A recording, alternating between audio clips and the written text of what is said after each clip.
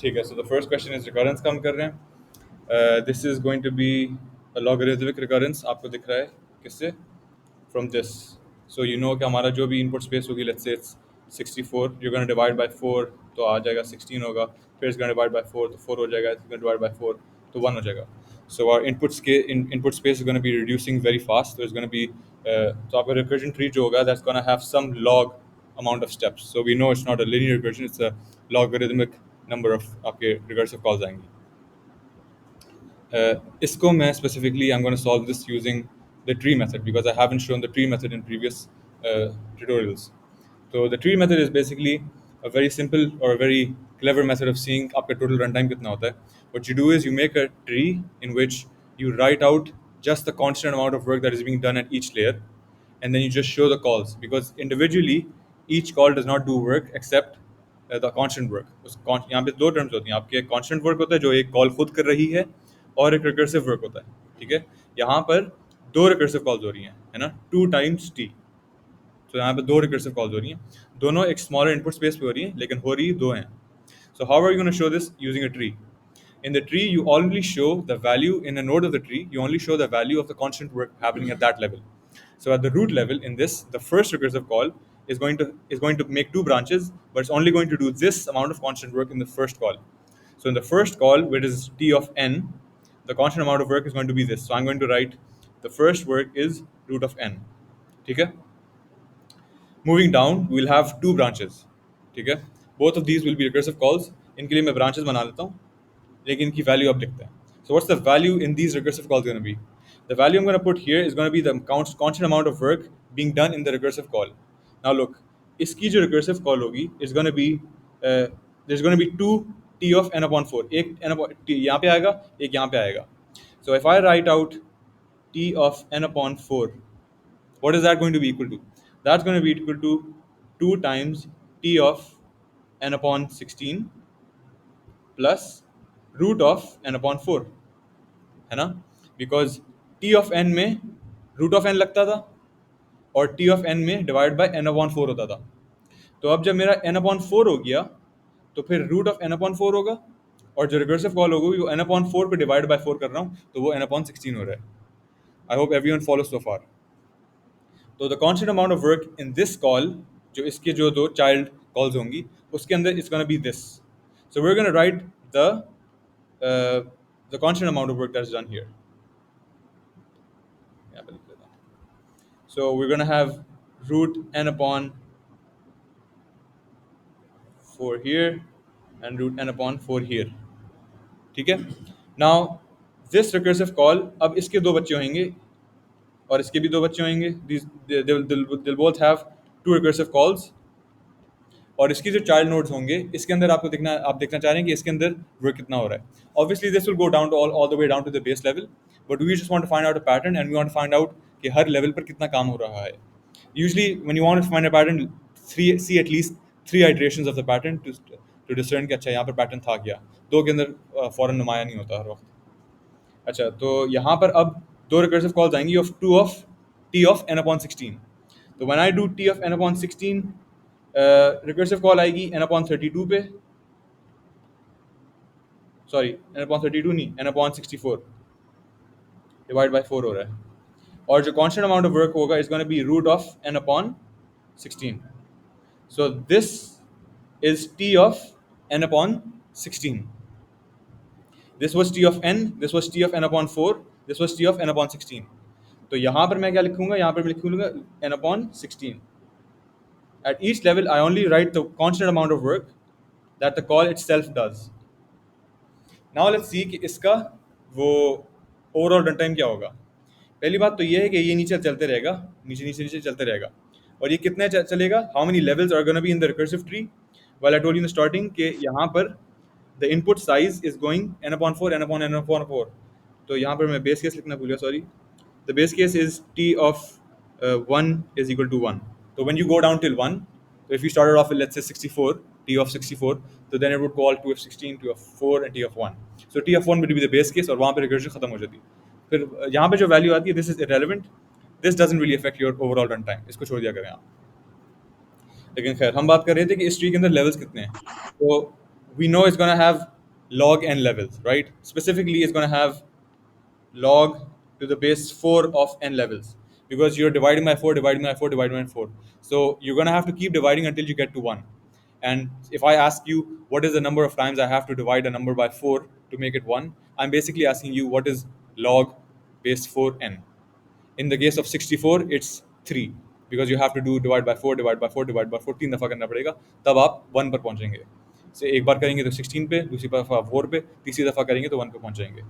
So this is basically, so you, how many depths do I have? I have log 4n depths. I can simply write this as log n for now, because we're doing asymptotic runtime analysis. So we're going to say log n, क्या कहेंगे, depth. ठीक है. Now we want to know for each level how much work did I do. इस level पर यहाँ हमने कितना किया, रूट ऑफ एन वर्क. ठीक है. इस लेवल पर हमने कितना किया, सो यहाँ पर we have 2 times n upon 4. 2 times n upon 4 का मैं सिंप्लीफाई करूँ, I can write this as 2 multiplied by, इसको इस तरह लिख लेता हूँ, एन अपॉन 4, फिर इसको मैं इस तरह लिखता हूँ. 2 can be written as, when you have the same power, then you can multiply the elements inside the power. तो यहाँ पर राइट पर पावर है 1/2, और यहाँ पर तो पावर है 1. So I want to rewrite this as a power of 1/2. I can write 2 as root of 4. So root of 4 multiplied by root of n upon 4. What does this get you? The root of n. This is simple math. ठीक है, अभी तक हमने अभी कुछ भी नहीं किया, बस मैथ किया यहाँ पे. So look, at the first level you did a total of root n work. At the second level, when I summed up both the values, which was this, I actually got this, which also happened to be root n work. And let's see what happens at this level. So I have 4 calls of root n upon 16. यहाँ पर इतना काम हो रहा था ना, नीचे नीचे और भी होगा, लेकिन I am just looking at this layer. इस लेवल पर देखते हैं कितना काम हो रहा है. इस लेवल पर 4 times root of n upon 16 हो रहा है.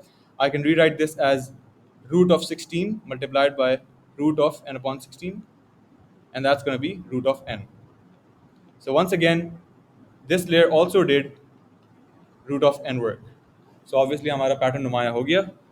यहाँ पे भी root n, यहाँ पे भी root n, यहाँ पे भी root n. So at each level, conveniently, हमारे पास constant work हो रहा था total में. That was root n. We had log of n, basically log 4n हमारे पास depth थी, लेकिन even asymptotically that's log n. So our total runtime is going to be the depth multiplied by that work done at each depth. So that's simply log 4n multiplied by root of n. And asymptotically that's log n root n. That's our runtime. ठीक है. Does everyone get what I did? किसी को सवाल है, कोई चाहता है मैं कुछ रिपीट करूं?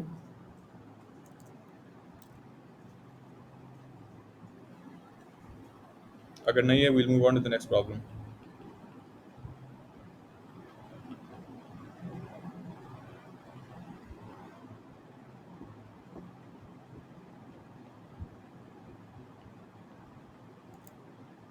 ठीक है. तो यहाँ पर है,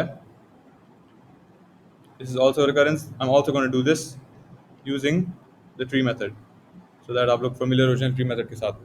So this says, so this is, अच्छा इसका भी base case होगा, and let's say t of 1 is 1, एक ही बात है, doesn't matter. ठीक है. This tells you it's a logarithmic. It's going to go tree की तरह down, and you're going to have log n calls immediately, or right off the bat you get to know there's going to be log n calls. ठीक है. Tree method के अंदर we've already found out the depth. Now we just want to find out her level पर काम कितना हो रहा है. हर लेवल पर कौन सा काम लिखता हूँ मैं, कॉन्स्टेंट वाला काम लिखता हूँ. अब यहाँ पर लिखा हुआ है O of log n काम. Don't be confused by this. This just means this is C log n काम. ठीक है. Just like 1 times log n, या 2 times log n, या 3 times log n. Don't get confused by it. Just think of it as log n. 1 log n भी ले लो तो आपका काम आसान वही काम रहेगा आपका. But just so you know, this is O of log n काम. कोई some constant work that is bounded by log n. I'm going to try to start making the tree for this. At the first level of the tree, I'm going to say, अच्छा यहाँ पर काम होता है log n, or I can just say O of log n काम हो रहा है for correctness. And then I'm going to say, अच्छा यहाँ पर कितनी calls हो रही हैं? यहाँ पर 2 calls हो रही हैं. दोनों calls में n upon 2 पे recurse हो रहा है. When I recurse on n upon 2, what am I going to get? T of n upon 2 is going to look like this. It's going to do two calls to what value? T of n upon 4, and then it's going to do plus O of log n upon 2, है ना? And O of log n upon 2 can be written as log of n minus log of 2. इस पे O लगा दो. And this is simply, एक तो यार, I should use this. This is simply log of n minus log of 2. Log of 2 is basically 1 if you're working in base 2. And so this is basically O of log n. So even though in the second call I did log of, sorry, O of log n upon 2 work, O of log n upon 2 work can be written as log of n minus log of 2, and log of 2 is 1, so this is log of n. है ना? Log of n minus 1 is basically O of log n. So even at the second level, the amount of work I'm doing is basically O of log n work. So I can write at the second layer, जो सिर्फ दो recursive calls थी इस tree की, these are also O of log n work. अच्छा यहाँ पर लिखूंगा log n, ठीक है? और now you get the idea. You go down the tree और हर tree पर, अच्छा एक और चीज़, टेक्निकली यहाँ पर मैं लिख सकता था log n upon 2 and then I could sum them up, but आपका टाइम सेव करने के लिए you can just यहाँ भी O of log n कर लो तो आपका टाइम बच गया, बिकॉज ओवरऑल रन टाइम तो आपका O of log n ही था. Then I'm gonna say अच्छा ये भी O of log n, O of log n. I don't really need to write it out. Same होगा, सब same होगा. And how many depths do I have? We said recursion किससे हो रही है? N upon 2 से. So you know the depth of the tree will be log 2n. And so I have depth log n, और हर step पर कितना काम हो रहा है? यहाँ पर log n हुआ, यहाँ पर log n plus log n. So overall run time क्या हुआ? log n ही रहा, O of log n work, है ना? If I do O of log n work, then I do another O of log n work, total time कितना रहा? वही. और going down the tree आपका वही टाइम रहेगा. And so how many what's the total work going to be? It's simply going to be the depth multiplied by the work done at each layer. And so our total work is going to be log n, this is the number of depths, and O of log n work done at each step. So that means O of log n multiplied by log n. Does anyone have any questions?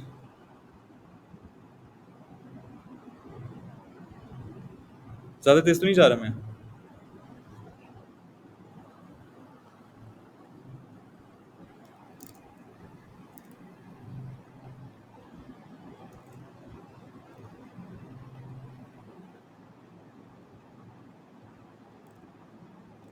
आप लोगों को आवाज़ तो आ रही है ना मेरी?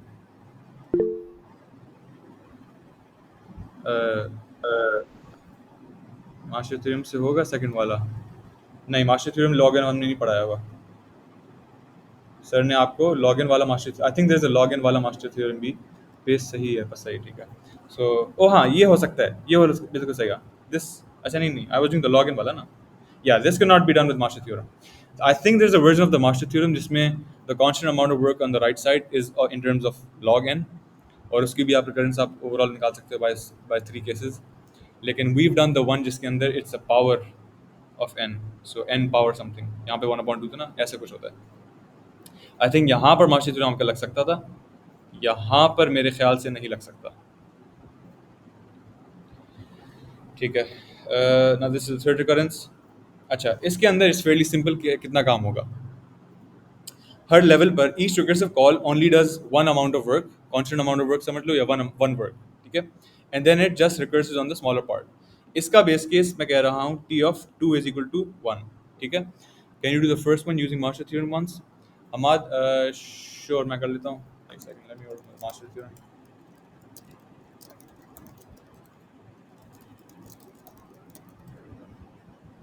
अच्छा हमाद, एक और चीज़ है, मास्टर थ्योरम ना सर शाहिद ने जो कराया है वो डिफरेंट है, and the one I am used to वो थोड़ा फ़र्क है. एक सेकंड.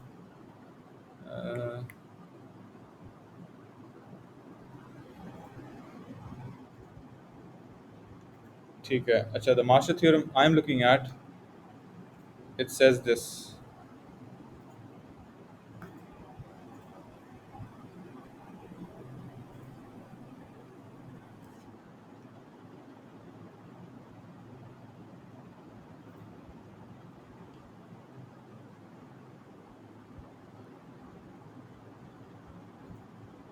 आप लोगों को टैब दिख रहा है?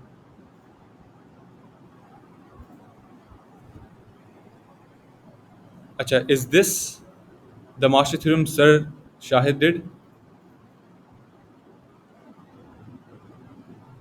सर वाला यही वाला है? पक्का ना? क्योंकि if I do the other one आप लोग कंफ्यूज हो जाएंगे। They're essentially the same master theorem, जितने भी फर्क हैं, लेकिन there is different ways of writing them out. आपके कॉन्स्टेंट्स क्या होते हैं? So if this is the same master theorem then we can do the first one using the master theorem. अच्छा, फर्स्ट सवाल क्या था? It was 2, sorry, t of n is equal to 2t n upon 4 plus n power 1 upon 2। यहाँ पर root था, मैं उसको बस लिख रहा हूँ n पावर 1 अपॉन 2। ठीक है, and the master theorem is if you have t of n is equal to a t n upon b,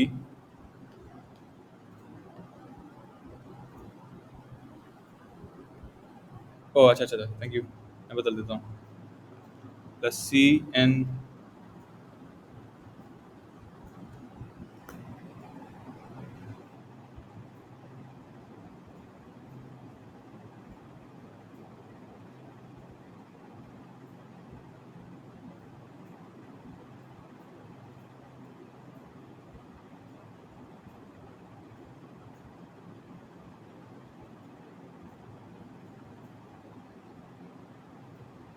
ठीक है, so and then there is the conditions. खैर, पहले हम मैच कर लेते हैं and then we see what the conditions are.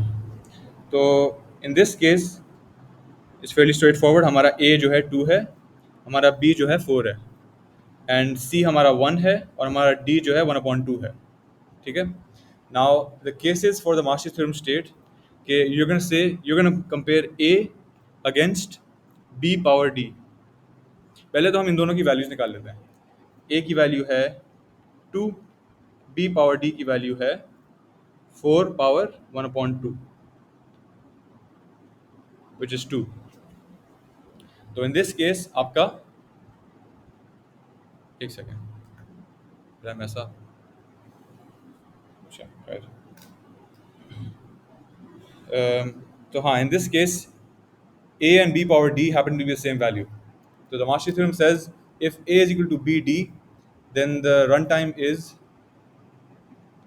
a is equal to b power d के लिए the runtime is going to be o of n d log n। देखते हैं मैंने सही किया है नहीं। तो इसके अकॉर्डिंग हमारा रन टाइम आना चाहिए। सो फर्स्टली वी आइडेंटिफाइड ए क्या था, बी डी क्या था, एंड देन वी सेड अच्छा हमारी ये वाली केस अप्लाई हो रही है।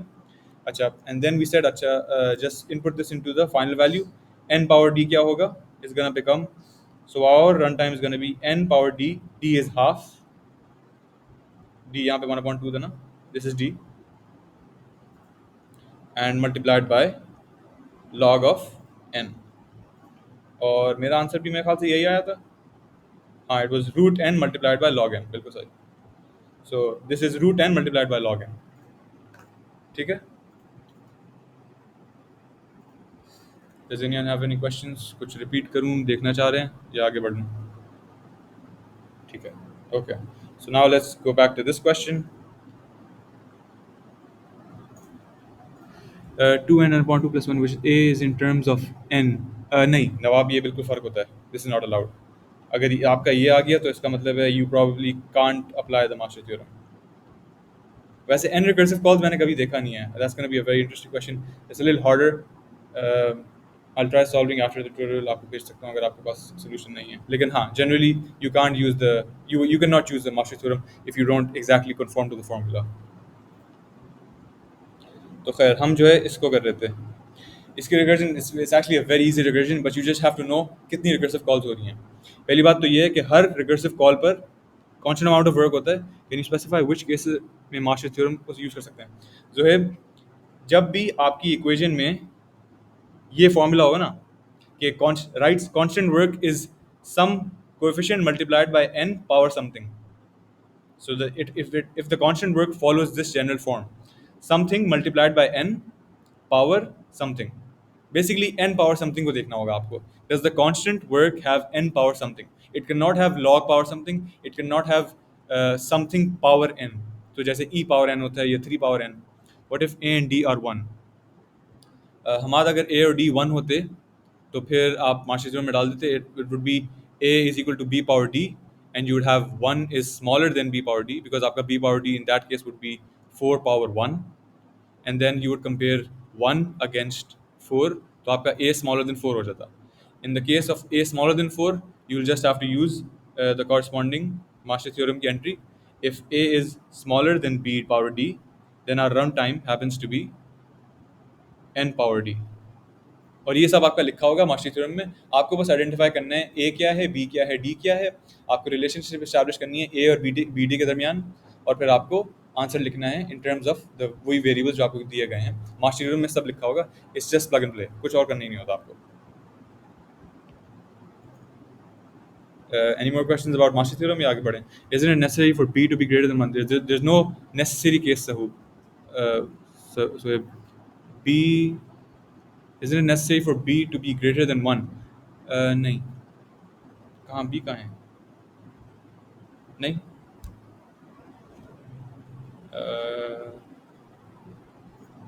Oh, हाँ हाँ हाँ हाँ हाँ हाँ हाँ हाँ हाँ, I get what you're saying. So yeah, Sohaib, what you're saying is correct. लेकिन if b is smaller than 1, then that is not a recurrence. आपके फिर कह रहे हैं if b was smaller than 1, that means n was being divided by a value that is smaller than 1. So let's say n divided by 0.5. This means इसकी value n से बड़ी होगी. So you would be recursing on a value greater than n. For example, 2n या 3n या 4n. आप समझे? That is not a recursive call. That is मतलब you're calling yourself on a bigger amount of input. So if I called t of 100, that would recursively call t of 200. So that was not a legal recursion. So हाँ, b will never be greater than 1. लेकिन खैर, so back to ये वाला question. तो हाँ, this is a fairly recursive call. You just have to know how many calls this is going to take. अगर इसका मैं ट्री बनाता, इसका ट्री बहुत सिंपल होता because it's a linear recursion. There's a single recursive call, ठीक है ना? लेकिन constant amount of work being done at each level. So her level पर one work होता है, फिर नीचे वाले ट्री में one work होता है, फिर नीचे वाले ट्री पे one work होता है. What you need to know is इसके कितने levels होंगे, because it's going to be one work multiplied by आपकी जो भी depth है. So the really depth is what's determining इसकी overall runtime क्या होगी. लेकिन इसकी runtime किस तरह निकालेंगे? All you need to know is आपका base case क्या है. In this case, when you're rooting a value, let's say मैं कह रहा हूँ कि 2 power 2 power 2 क्या होता है? हाँ, 16. So let's say 16 को हम root कर रहे हैं. If I root 16, if I call this on 16, पहले तो मैं base case लिख देता हूँ. T of 2 is 1. Okay, that's the base case. If I call this function on 16, then this would call it on root of 16, which is t of 4. And that would root of that, so t of 2. Or root of that, so that's root of 2. और फिर root of 2, and that's छोटा छोटा होते रहते हैं, लेकिन you can never actually go down till 1, because root का मतलब ही ये है कौन से दो मल्टीप्लाई हुए थे नंबर्स कि वो वाली वैल्यू बने थे. सो 1 को जब मल्टीप्लाई करोगे तो वो 1 पे ही होगा. How to identify the base case? साइम हर वक्त बेस केस दिया गया होगा आपको. रिकरेंस के अंदर हर वक्त बेस केस देंगे आपको. आपको आइडेंटिफाई करना है बेस केस तक पहुंचने में कितनी रिकर्सिव कॉल्स लग रही हैं. ठीक है. In this case the base case is at 2. So t of 2 is equal to 1. So you want to know, starting at n, how many times do I root a number that it becomes 2? ठीक है.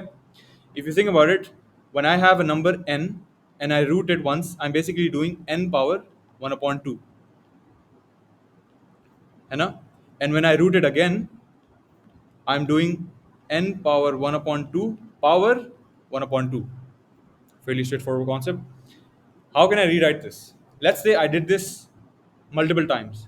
मैंने n power 1 upon 2 किया, फिर 1 upon 2 किया, फिर 1 upon 2 किया, and I did this k number of times. पहली बात तो ये है कि इसको थोड़ा सा सिंप्लीफाई करके लिख लेते हैं।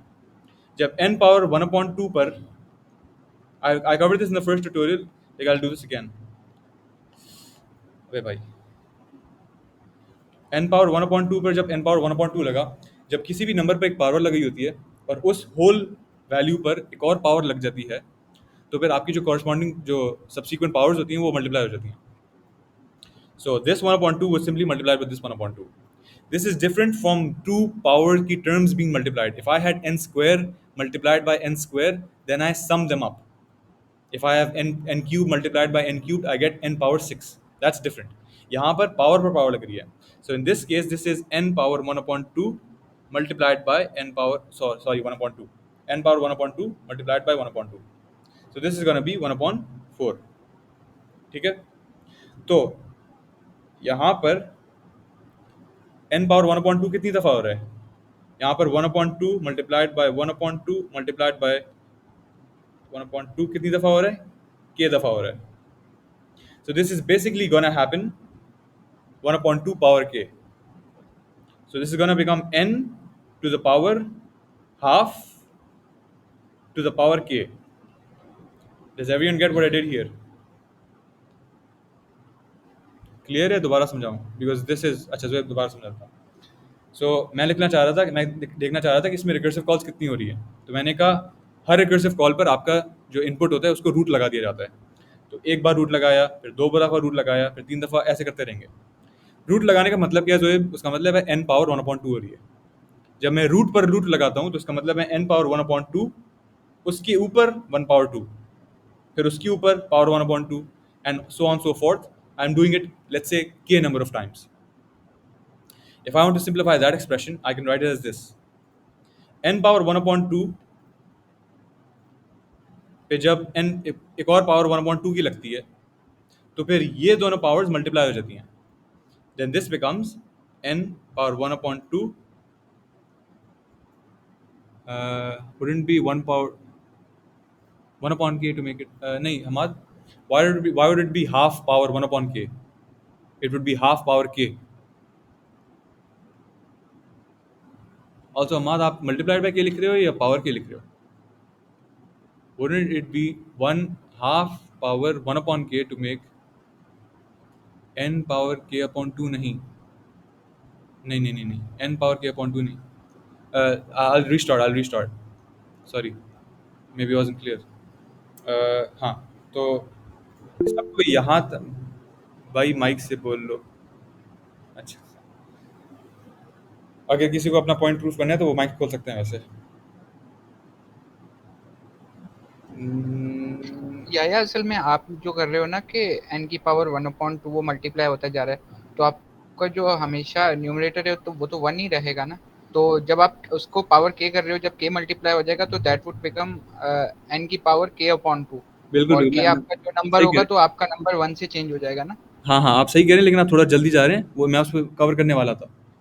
ठीक है, आप बिल्कुल सही कह रहे हैं, लेकिन आई एम गोना कवर दैट. ठीक है, मैं उसी तरफ जा रहा था. तो एवरीवन अग्रीज यहाँ तक तो एवरीवन अग्रीज ना. This is n power 1/2 multiplied by 1 power 2 1 power half. So half is being multiplied k multiply k times, है ना? यहाँ तक हर किसी को क्लियर है. If I am doing half times half times half times half times half k number of times, I am basically doing half power k. So n की power हो गई हाफ पावर k. ठीक है, अब मैं क्या करूंगा, हाफ पावर k को थोड़ा साफ सुथरा करके लिखूंगा. जब मैं कहता हूँ half power k, that is 1 power k upon 2 power k, which is 1 upon 2 power k, because 1 power anything is 1. So n की पावर हो गई 1 upon 2 power k. यहाँ तक सबको clear? Does anyone have any disagreement so far?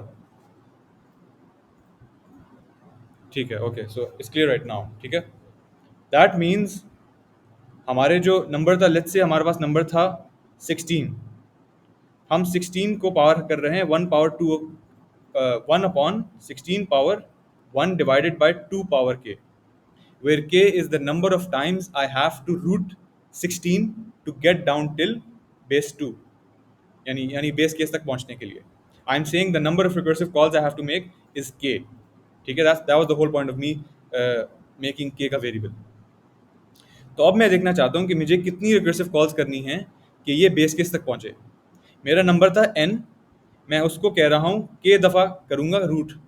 जब मैं k दफ़ा root कर लूँगा ये बन जाएगा 2, which is the base case. 2 पर आके रुक जाएगा। 2 पर t ऑफ 2 क्या होता है? बेस केस होता है, कांस्टेंट टाइम होता है, इसको इग्नोर कर दें। But you know the recursive call stop at 2, so n power 1/2k becomes 2. This is our equation. Now I can find out the value of k in terms of n. So I will have the number of depth or the number of recursive calls in terms of n, which will eventually tell me the asymptotic analysis of n. अब मैं क्या करूंगा, अब k को एक तरफ कर रहा हूं मैं। पहली बात तो इस पर एक पावर लगी हुई है, तो लॉग लगा लेते हैं दोनों साइड पर। लॉग बेस 2 लेते हैं ताकि इसको 1 बना दूं मैं। लेफ्ट साइड पर लॉग लगा, पावर नीचे आई, ये बन गया 1/2 power k n, sorry log n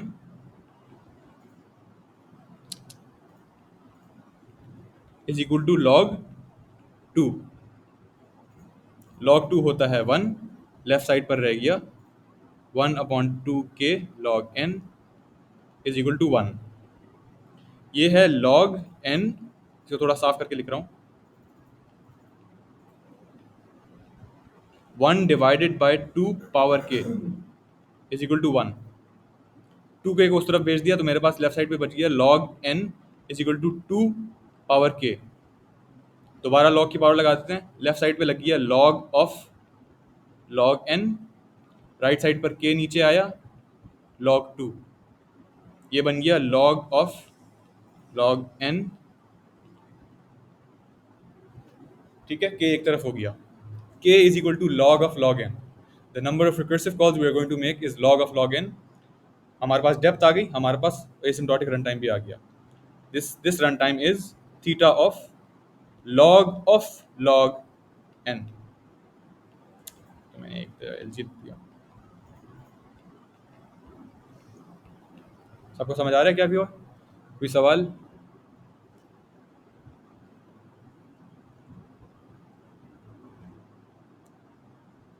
ठीक है, तो हमारे पास ओवरऑल रन टाइम क्या आ गया? log n। This is different from log n multiplied by log n। ठीक है, जो ऊपर वाले सवाल में हमारे पास आया था वो था log n, वो फर्क है। This is log of log n। This is a much smaller value. आपने एक दफा log लगाया किसी वैल्यू पे, फिर उसके ऊपर दोबारा log लगा दिया। ठीक है, अगर ये क्लियर है we can move on to the next question.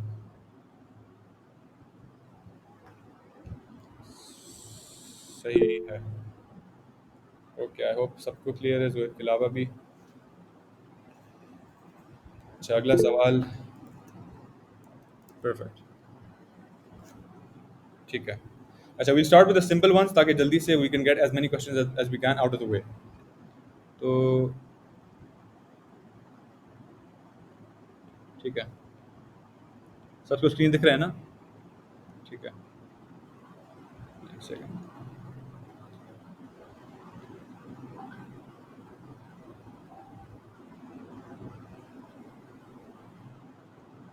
अच्छा, we are going to be doing, सबसे पहले हम ये कर लेते हैं बिकॉज इसके लिए मुझे कुछ लिखने की जरूरत नहीं है, इसको बस मैं समझा दूंगा। You are given an array of n elements and you notice that some of the elements are duplicates. They appear more than once in the array. Show how to remove all duplicates from the array in time O(n) log n. सबसे पहली चीज क्या है, आप इसको देखो, n log n। n log n is a very important number. n log n tells you that you can immediately use any sorting algorithm you want.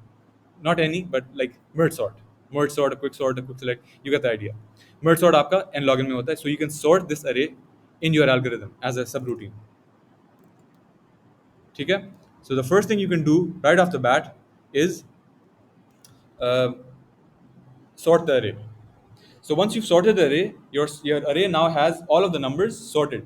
So let's say array के अंदर numbers थे 0 1 1 1 2 2 3 3 3 4, ऐसा आपका array था। Once it's sorted, all you have to do is start a pointer। जैसी एक start the pointer at जो भी वैल्यू अभी तक नजर आई है ना, उससे अभी एक करंट नंबर लिख लो। Current number is smaller than, कोई नेगेटिव इन्फिनिटी लगा लो। ठीक है, करंट नंबर स्टार्टिंग में नेगेटिव इन्फिनिटी बना लो। Then start iterating through the array. The moment the number gets updated, मतलब करंट से बड़ा नंबर नज़र आया, उसको एक नए अरे के अंदर डाल दो, या इस अरे से उसको हटा दो, या उसमें इसमें से मतलब मार्क कर लो, you get the idea, same thing. तो now go through the array, the moment you find a number that is bigger than your current maximum, उसको अपडेट करो। शुरू में आपका करंट नंबर था minus infinity, you start at the first index, you find a zero, तो आपने zero डाल दिया यहाँ पे। You go to the next index, आपको वन मिला, तो आपने वन डाल दिया यहाँ पे। आपको फिर वन मिला तो आपने इसको नहीं डाला, वन मिला इसको नहीं डाला, क्योंकि आपका मिनिमम मैक्सिमम अभी वन था, so you are ignoring the numbers. Then you found two, तो आपने डाल दिया। यू फाउंड अनदर टू, आपने इग्नोर कर दिया। You found another new number that is greater than your maximum, आपने डाल दिया। So the algorithm is very simple. The whole idea was finding out that you would actually sort the array and then go through it in O of n time. O of n time because you're going through the array that was sorted. After sorting, आप जा सकते हैं because O of n log n है ना, so you can go through the array. N log n is greater than O of n. तो आपका run time sorting का इससे ज़्यादा ही था। तो खैर आपकी overall algorithm O of n log n में होगी। Does anyone have any questions? ये कैसे हुआ, या आगे बढ़े?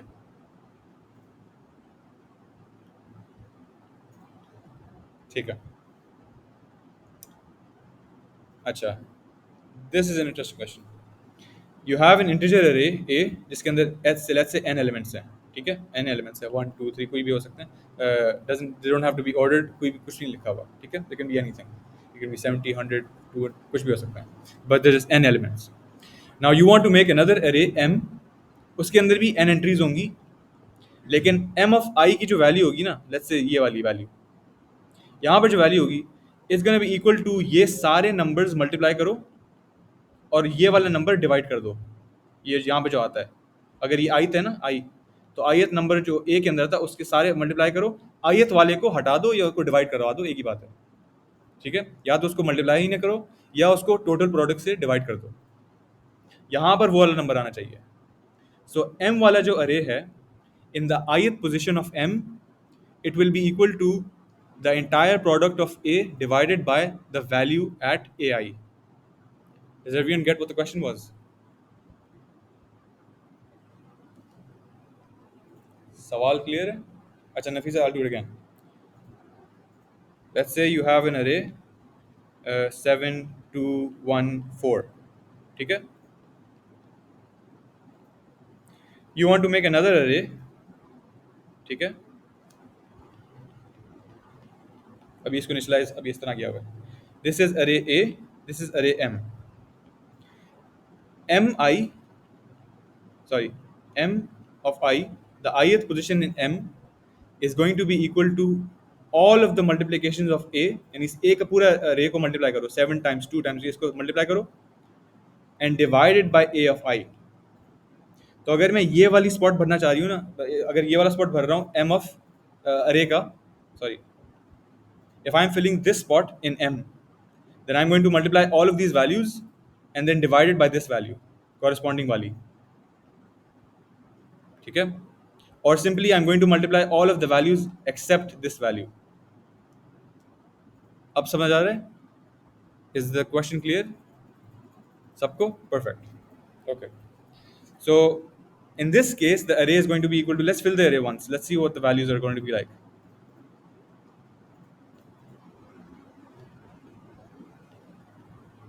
यहाँ पर मैं डालूंगा 214, so 2 times 1 times 4 कितना होता है? 8। यहाँ पर होगा 7 times 1 times 4 कितना होगा? 28। यहाँ पर होगा 7 times 2 times 4, this is going to be 7 times 8, this is 56, and this is going to be 7 times 2, 14। ठीक है ना? Perfect, बेहतरीन, thank you Sam। So 828, so these are the values of all of them being multiplied except the corresponding value not being multiplied. I want to make this array in O of n time. Now हमने तो बहुत तेजी से कर लिया, लेकिन let's analyze how we did it. We went through this array, so that was already an O of n operation, and for each of them what I did was I multiplied all the numbers except that number. So that was n minus 1 multiplications. So obviously for each of the n elements I did an O of n operations, and then I did an O of n minus 1 runtime operation. So that is already n square. So my naive runtime was an n square operation. I also can't find the whole sum. अगर मैं divide कर सकता था तो मैं क्या करता, इसका ओवरऑल सम लेता, दैट इज 7 टाइम्स, सॉरी सम कह रहा हूँ, प्रोडक्ट लेता टाइम्स 1 टाइम्स 4 लेता है, that would be equal to 7 times 4 14 56 होता है। हाँ 56 होता। So I would find the overall product, and then I would go through this array again and divide 56 by 7, 56 divided by 2, 56 divided by 1, 56 divided by 4. So that would be one run through this, one run through this. दो runs होते, दोनों O of n होते. But that is me using the that is me using the divide operator. I am not allowed to use a divide operator. I can only do this using multiplications. So here's how we're going to do it. हम बनाएंगे दो arrays. देखो space पे तो complexity, sorry space पे तो constraint थी नहीं, तो हम बना लेंगे दो अरेज।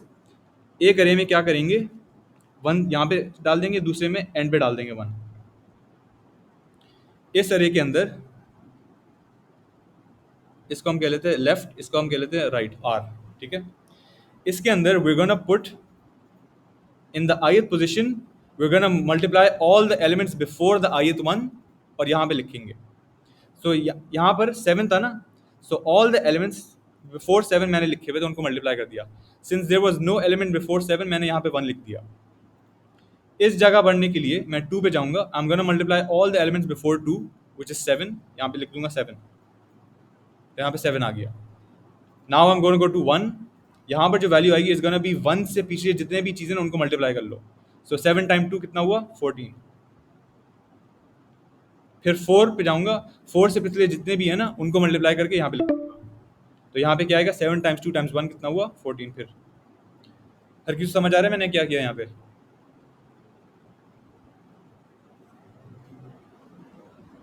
क्लियर है ना? बहुत सिंपल ऑपरेशन थी, ठीक है। Now I am going to do same thing यहाँ पर, लेकिन लेफ्ट साइड से। सो इस वैल्यू पर जाओ, यहाँ पे जितने भी राइट पे वैल्यूज थी ना उनको यहाँ पर मल्टीप्लाई करके लिख दो। तो 2 टाइम्स 1 टाइम्स 4 यहाँ पर आ जाएगा, तो यहाँ पर आ गया 8। अब मैं इस पोजीशन में आया, तो मैं 2 के राइट पे जितनी भी वैल्यूज थी 1 डाउन टाइम्स 4 यहाँ पे लिख दी। सॉरी ये आएगा 1 टाइम्स 4 कितना हुआ, 4। फिर मैं 1 पे आया, 1 के राइट पे जितनी भी वैल्यूज थी वो लिख दी यहाँ पे, उनको मल्टीप्लाई करके। तो यहाँ पे लिख दिया 4, और 4 के राइट पर जितनी भी वैल्यूज हैं उनको यहाँ पे लिख दिया। 4 के राइट पे कोई भी वैल्यू नहीं है, तो मैंने सिंपली 1 लिख दिया। अब constructing this array, how long will this take? Now the way I was explaining it, मैं क्या कर रहा था, हर एलिमेंट को लेता और मैं कहता अच्छा ये सबको मल्टीप्लाई करो, फिर इसके लिए इसके लिए इन सबको मल्टीप्लाई करो, इसके लिए इन सबको मल्टीप्लाई करो, इसके लिए इन सबको मल्टीप्लाई करो। So that was an O of n square, if you think about the way I was talking about it, that was an O of n square operation. But you could actually do this in a much clever way.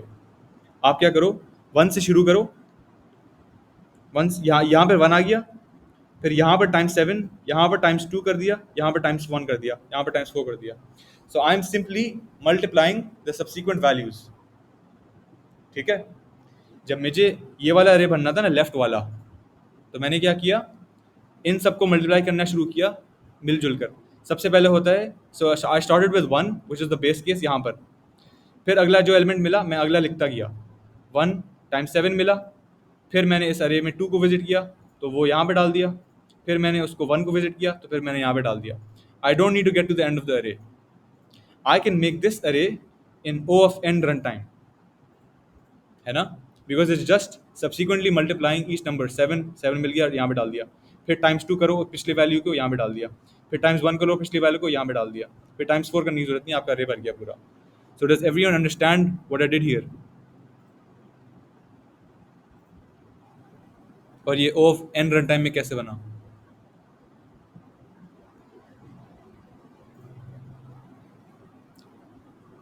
ठीक है, why does this work like the intuition? अच्छा अभी तो मैंने पूरी बात नहीं की, so I am about to explain to you why this the whole solution. तो अच्छा, पहली बात तो ये है कि आप नोटिस करें, आ गया,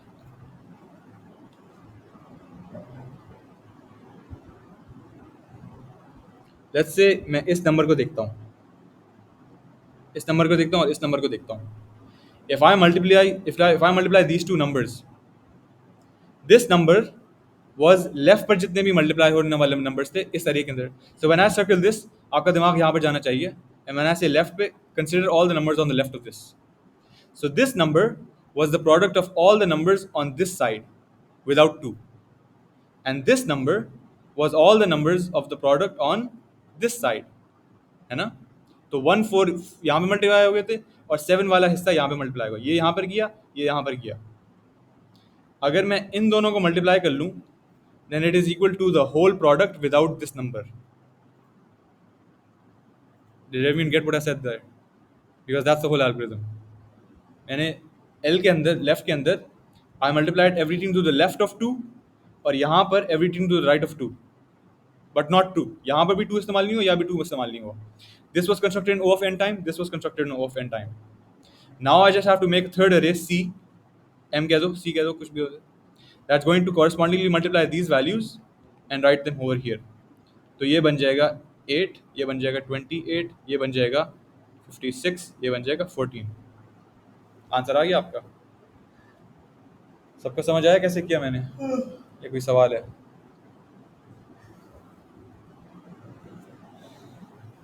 सही है, ज़ोए को समझ आ गया. किसी और को कोई सवाल है? The algorithm is simple. शायद मेरी explanation इतनी अच्छी नहीं थी.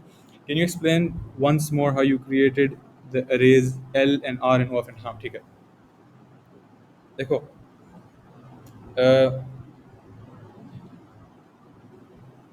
first try to think of what this array is. The ith, the L के अंदर, the ith value in L is equal to all numbers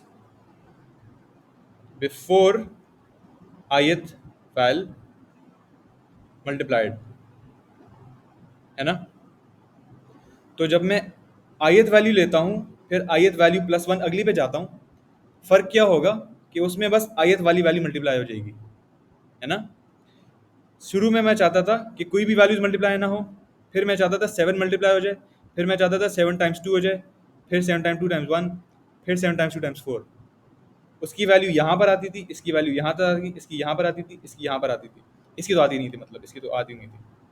लेकिन यू अंडरस्टैंड, यहाँ तक प्रोडक्ट यहाँ पे आया, यहाँ का प्रोडक्ट यहाँ पे आया, यहाँ का प्रोडक्ट एंड में आ गया. So the product was being built on the previous answers, है ना? तो अगर मुझे इसका टोटल प्रोडक्ट निकालना था ना, 7 ये जो निकालना ना 7 टाइम्स 2 का, ये 1 की वैल्यू ये आ रही थी ना, this was equal to the product यहाँ तक. तो मैंने बस यहाँ तक का प्रोडक्ट लिया, उसमें 2 मल्टीप्लाई कर लिया. तो मैं स्टार्टिंग में 1 लूंगा, फिर टाइम्स 7 करूंगा, एक वैल्यू आ गई, फिर टाइम्स 2 करूंगा, अगली वैल्यू आ गई, फिर टाइम्स 1 करूंगा, अगली वैल्यू आ गई, फिर टाइम्स 4 करूंगा, अगली वैल्यू आ गई. So my product is being built 1 by 1 by 1, ऐसे ऐड करे जा रहा हूँ. These elements are just subsequent products, कि यहाँ 7 तक लिया, फिर टाइम्स 2 कर दिया, फिर टाइम्स 1, फिर times 4. So I am building up the product ना. दोबारा समझाऊँ या समझ आ गया? All right, perfect. Does anyone else have any questions? What is the final Sorry, Nafisa, आपकी वो आवाज़ एको हो रही थी. What is the? what is the final complexity of this? तो हाँ ठीक है, गुड क्वेश्चन. तो constructing L O of n था and constructing R O of n था, and this called n calls, फिर plus n calls and plus n calls for this, because this was the product of, you go through this array and you go through this array, multiply corresponding elements. So O of n, O of n, O of n, 3 times O of n, which is basically O of n. ठीक है, perfect. अच्छा, सही है. अगला question.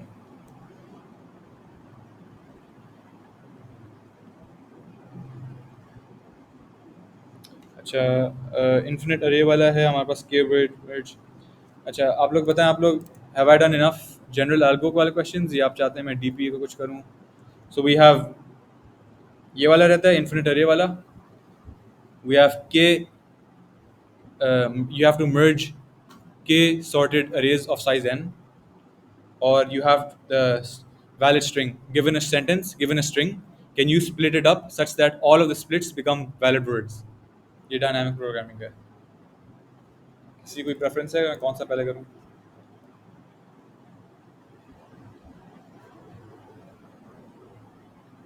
ठीक है, I'll just start with the infinite array वाला. अच्छा, the infinite array वाला question is basically saying, so you have an infinite array से मुराद है it's filled. So पहली बात तो ये है कि sorted है, तो जो numbers आपके array में आ रहे हैं वो sorted हैं, ठीक है. So starting with smallest ending with largest. लेकिन let's say there's n elements, you don't know how many elements there are, but you know जितने भी होंगे वो sorted ही होंगे, ठीक है. um,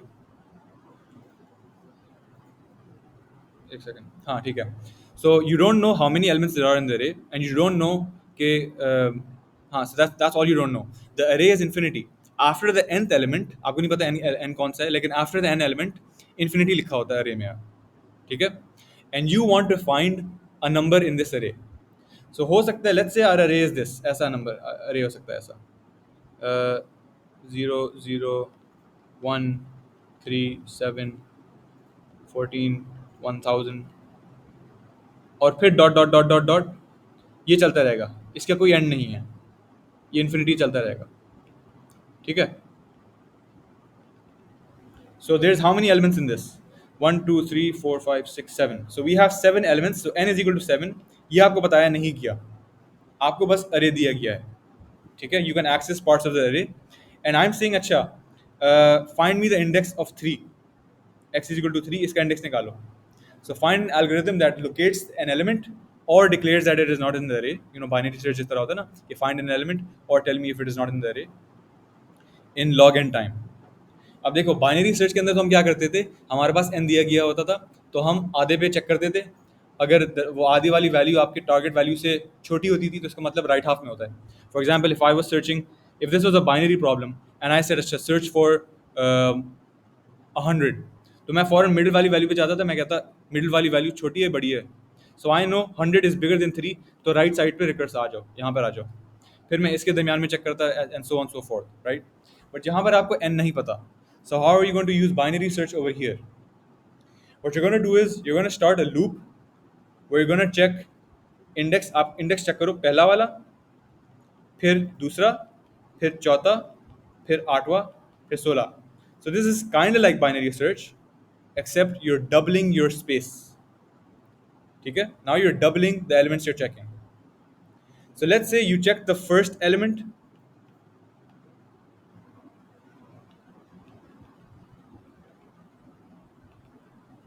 आपने पहले पहला एलिमेंट, अच्छा फॉर सिंप्लिसिटी जीरोथ इंडेक्स को आप फर्स्ट इंडेक्स में कह रहा हूँ यहाँ पे, ठीक है. व्हेन आई से 1 I mean the first index. तो आपने फर्स्ट इंडेक्स पे चेक किया, फिर सेकंड पे, फिर फोर्थ, फिर 8th 16th and so on so forth. You're going to do the same thing you're doing in the binary search, except this time the way the elements that you're checking are increasing in indexes by powers of 2. तो 1 2 4 8 16.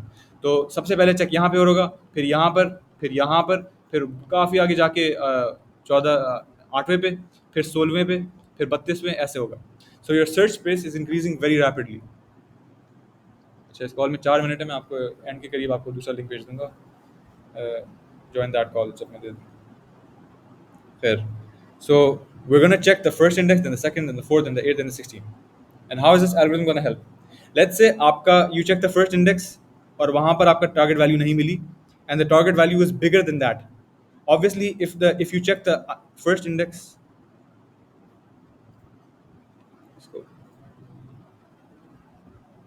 ताकि clear हो, I'm not checking that number, I'm checking that index, ठीक है ना. So you check the first index and you found 0. Let's say I'm currently finding 3.